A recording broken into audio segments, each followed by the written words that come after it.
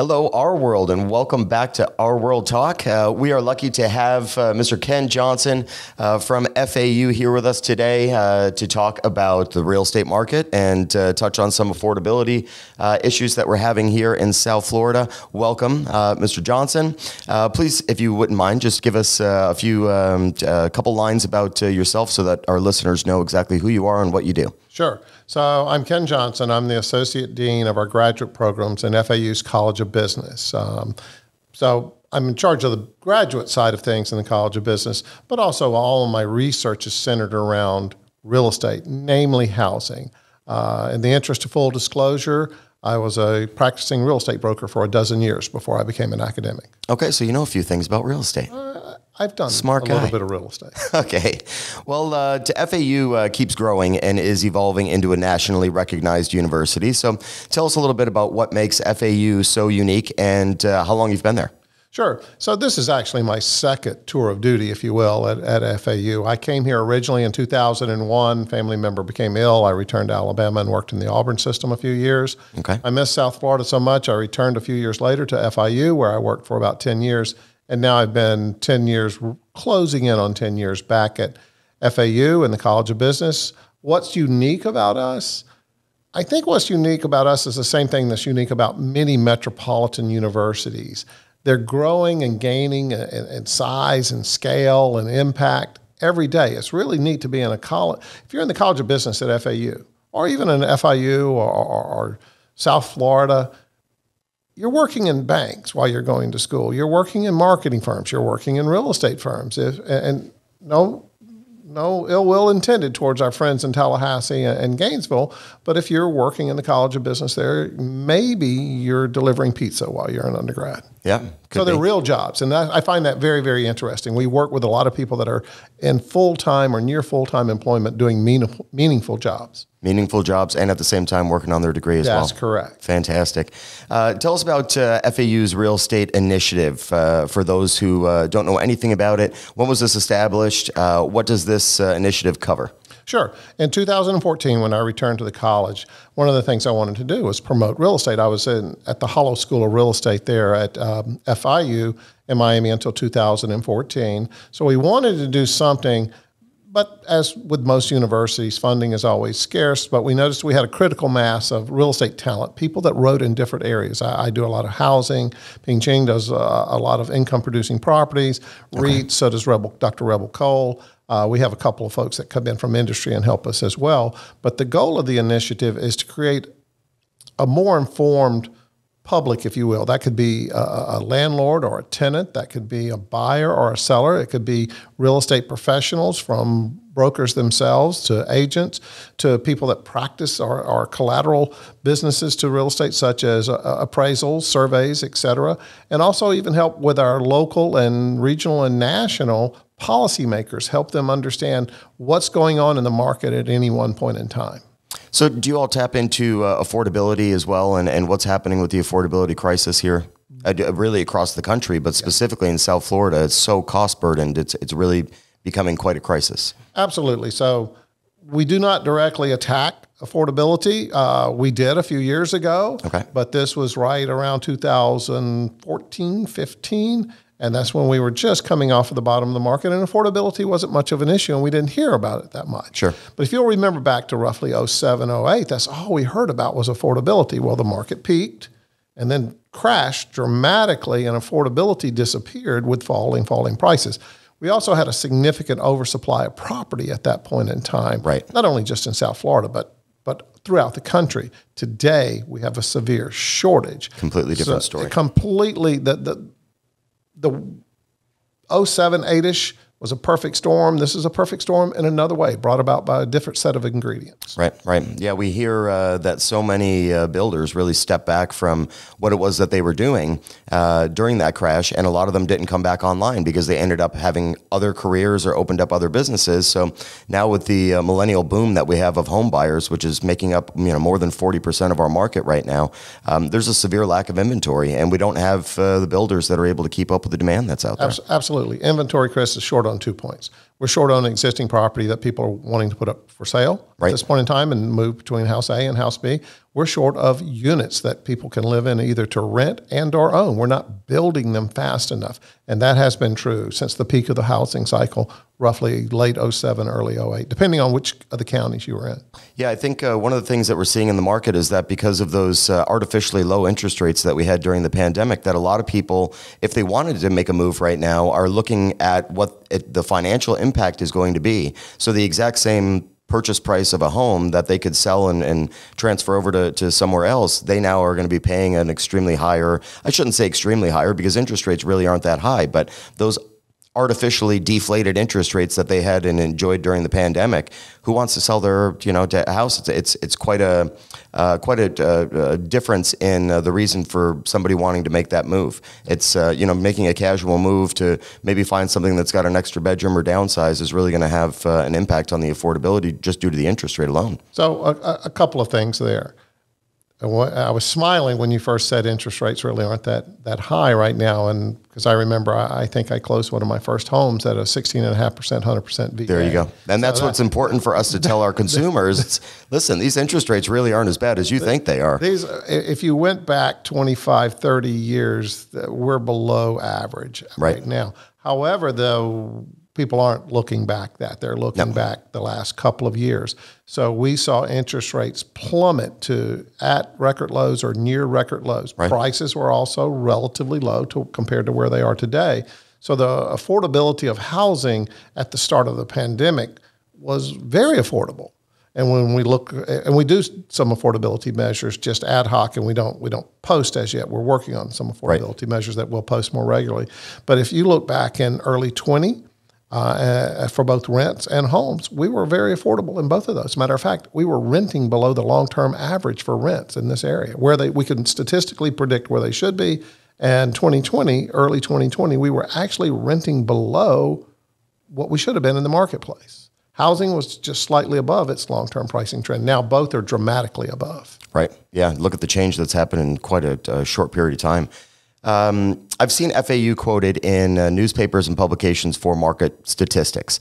So while we're talking about affordability, what's happening with the market, what is your take on the current market conditions for South Florida, and where do you see us ending up in the end of this year? Sure. We edged up on this just a few minutes ago.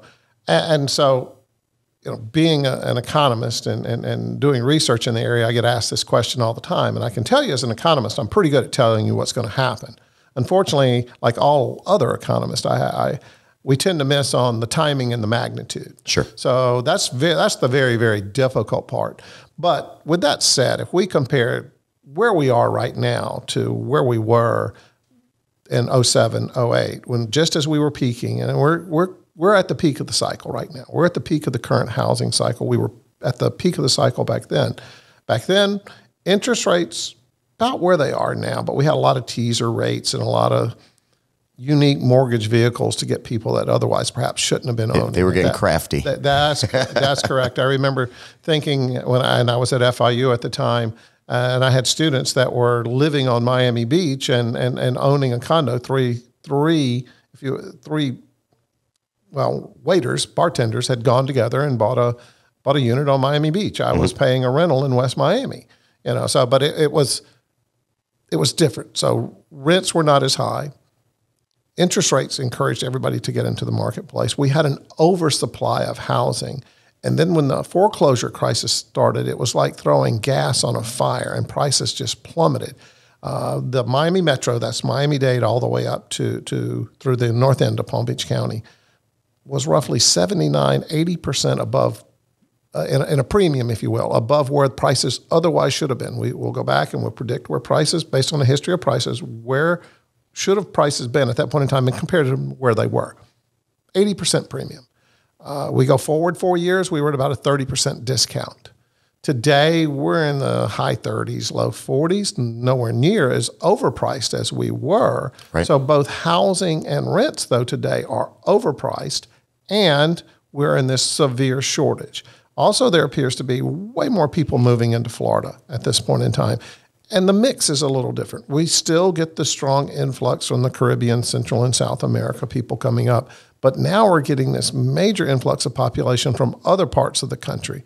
And yes, we hear about the Canadians are coming back. Oh, the Canadians are coming in massive numbers. Yeah. So are people from the Northeast. So we have a huge shortage of inventory, as we talked about, and a massive influx of population. We just can't build them fast enough. Right. So I don't think we're going to have a housing. Nor do we have the land to build them on. We do, but we're probably going to be a little bit more vertical than we were. So it's always going to be difficult to build in Florida. Sure. A few things get in our way for affordable housing. And I don't mean affordable by the way the federal government defines affordable. I mean just affordable in general. Can people afford to live here? Very difficult to build a unit. Environmental issues are always a question here. NIMBYism is perhaps more rampant here than any other part of the country. And just the general nature of what it takes politically to start a subdivision, if you will, and build enough units. We're probably going to be a little bit more vertical. We will solve this. So I don't think there's going to be a crash. I think you hit the nail on the head with a hammer just a minute ago when you said affordability. I think this time around we're going to be talking about a prolonged period of unaffordable housing on both the ownership side and the rent side, because we just can't build fast enough to catch the people that are moving here. Sure. Yeah, we have insurance issues as well that have just absolutely skyrocketed. That's not, like you said, pouring fuel on the fire. I mean, it's just not helping the situation that we have right now. This is no time to have that happen. Right. I do think that will get solved in time, but this is just one more thing that we have to deal with in this real estate crisis that we're having right now. Yeah, you had mentioned the influx of in-migration. I think right before the pandemic, we were at about 900 people a day moving to the state of Florida. And then post-pandemic, we're looking at 1,053 people per day was the last number that I had seen. And that's just, it's wild to think that there's that many people coming here to stay permanently. Well, people love the warm weather in the winter. Yep. They love salt water. They love the business economy.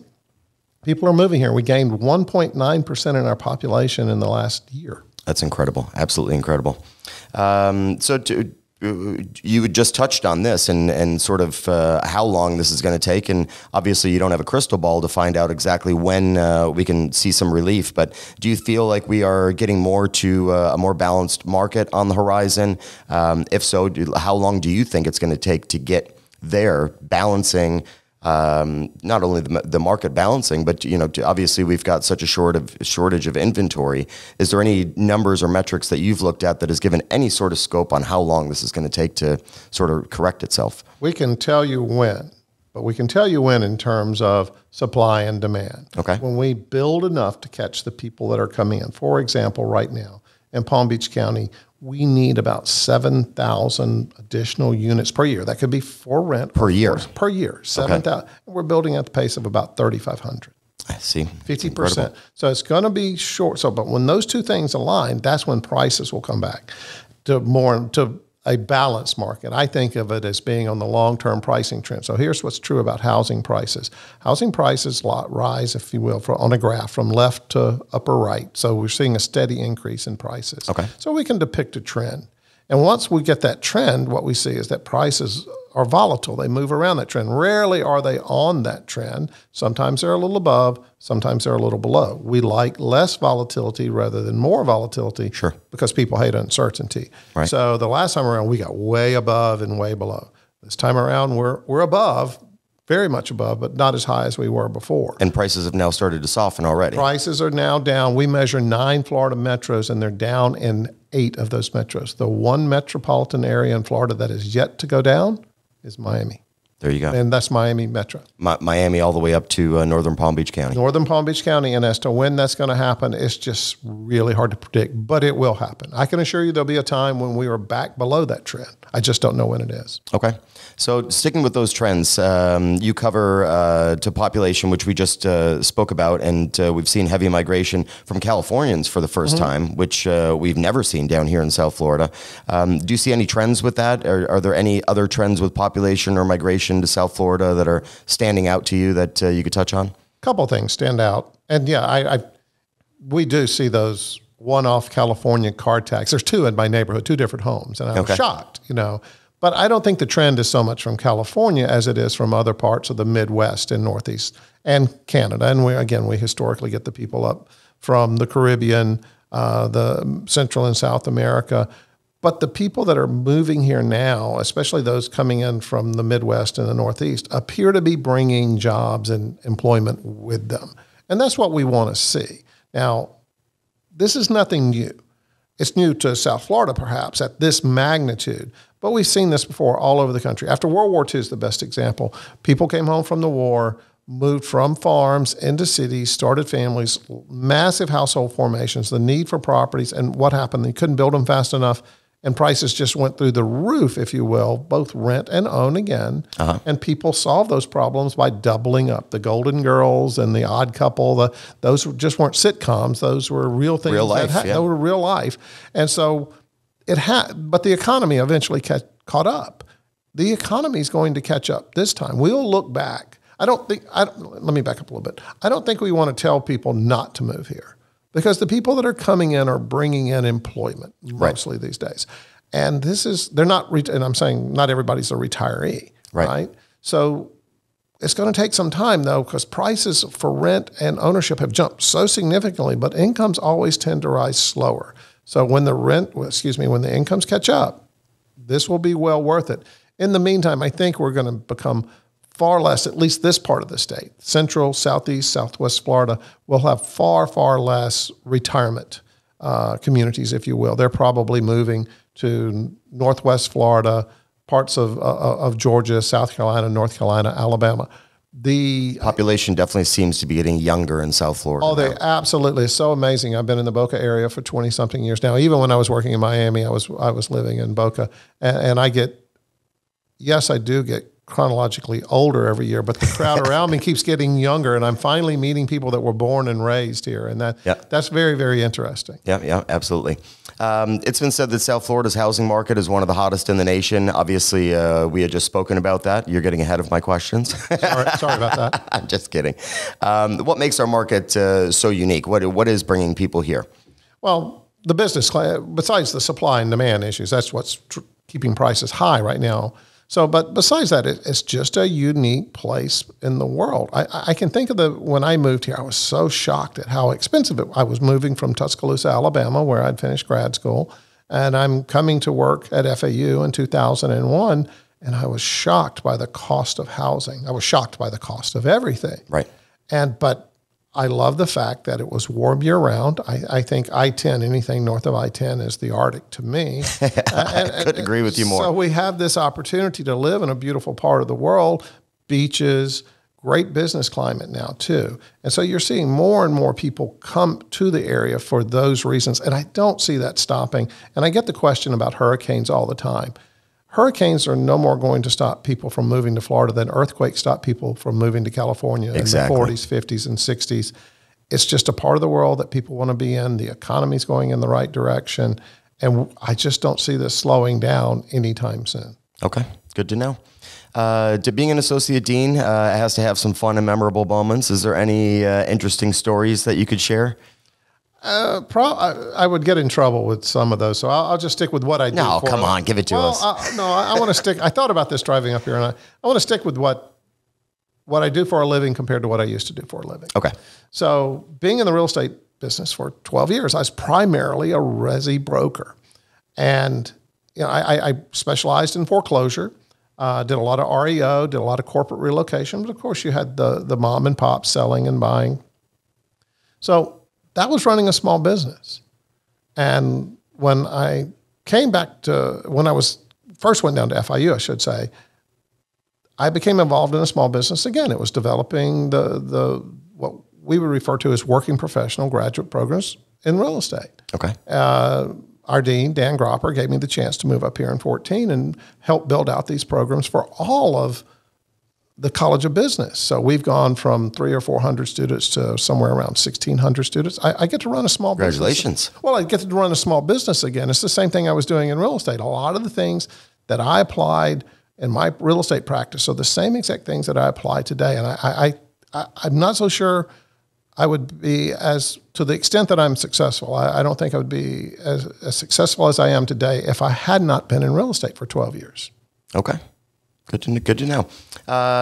One last thing. Can you share, I shouldn't say one last thing. I do have one more question for you. But can you share any advice as a former real estate broker and now the Associate Dean, Master of Real Estate? Can you share any advice for realtors working here in the South Florida area? Happy to. And I'll share a mistake that I participated in along with a lot of other people. We love learning from our mistakes. Absolutely. So I understood, at least for my business when I was in practice, that I wanted to concentrate on listings that would allow me to maximize my income with respect to, should I be listing property, should I be selling houses, property for people, or should I be selling property to people? Sure. Sales agent, right? I never really gave much consideration to property management. The only property I wanted to manage was my own property, and I did. That was one of the reasons I got in the business. I wanted to be able to identify and purchase property. So the only properties I managed were my own, and they were always a headache. I was not good at dealing with tenants, but I think if I'd have concentrated on it, perhaps I would have been. I feel your pain. Yeah, I think we most did. We do, because those tenants will call you on Christmas Day, and of course, it's a unique business to say the least. Absolutely. But one of the things I've learned is that there is a value to diversification. We want to maximize our income, but not at the risk of volatility, which is variance, if you will, and variability in our incomes. And I think one way to verbalize it would be the best way to ride out some tough times is to have that property management inventory. You don't have to do it exclusively, but we should all be managing supplementary income.